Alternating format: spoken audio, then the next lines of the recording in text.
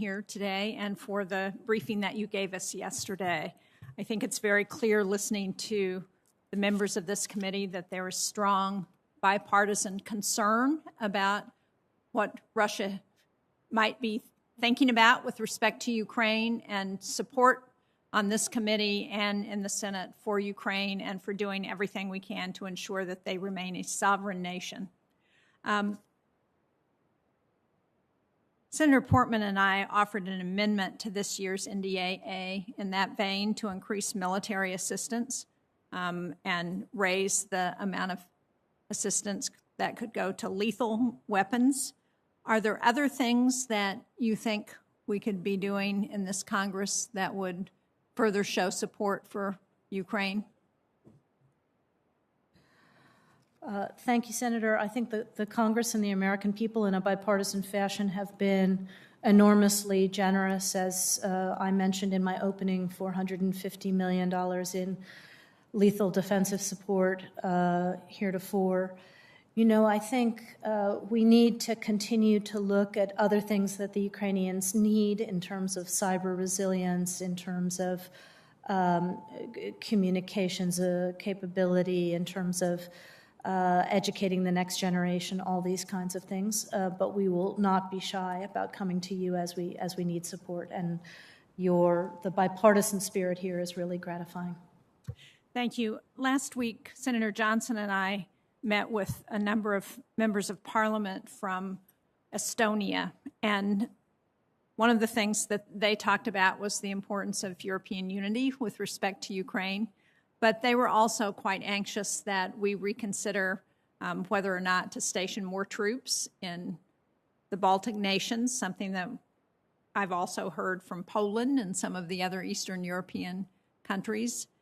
Can you tell us if that's on the table for consideration as we're thinking about how to respond to what Putin is doing?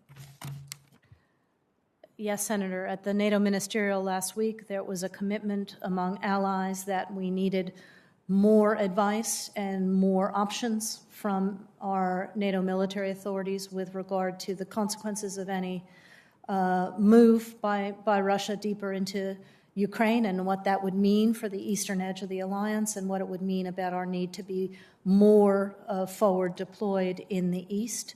And again, I think that was also a subject of conversation in this morning's phone call. Belarus, now that it seems to be totally within Russia's control, also presents another front for the potential for Russia to invade Ukraine.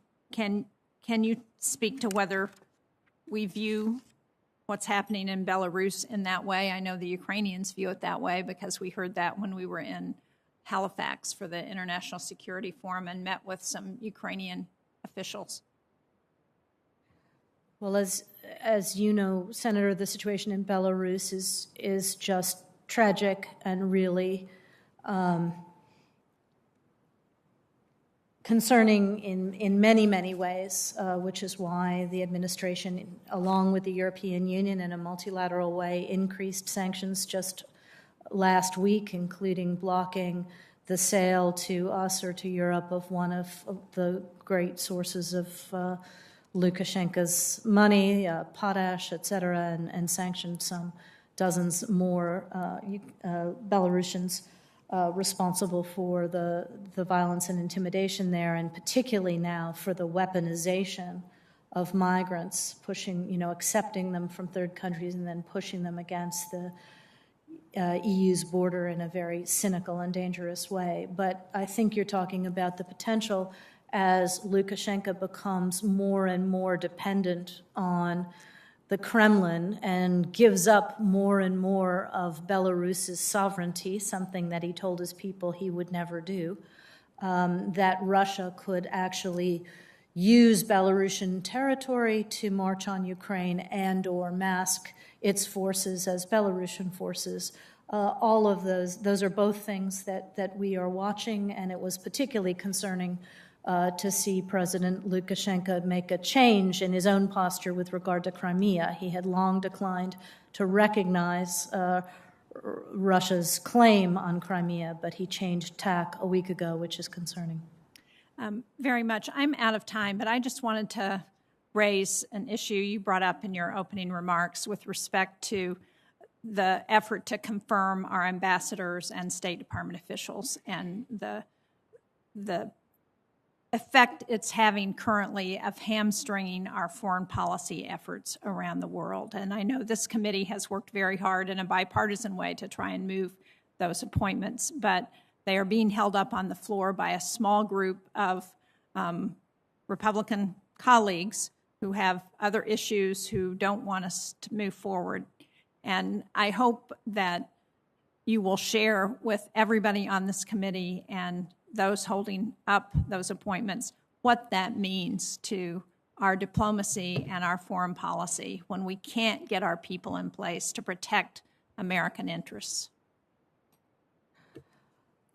Thank you for that, Senator, and thank you for